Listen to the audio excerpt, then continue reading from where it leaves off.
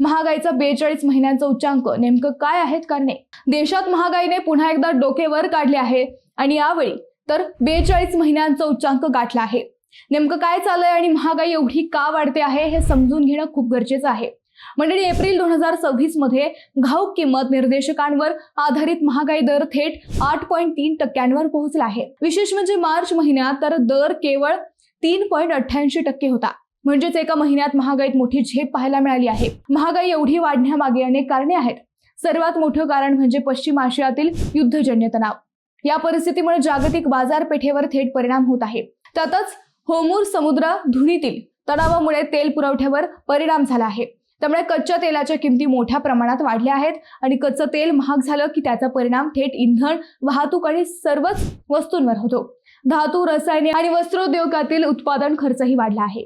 ऊर्जा खर्च वाढल्यामुळे उद्योगांवर ताण येतो आणि शेवटी त्याचा भार ग्राहकांवर पडतो। म्हणजे साध्या भाषेत सांगायचं झालं तर आंतरराष्ट्रीय परिस्थिती, तेलाचे वाढते दर आणि उत्पादन खर्च या सगळ्यांचा मिळून थेट परिणाम आपल्या खिशावर होत आहे।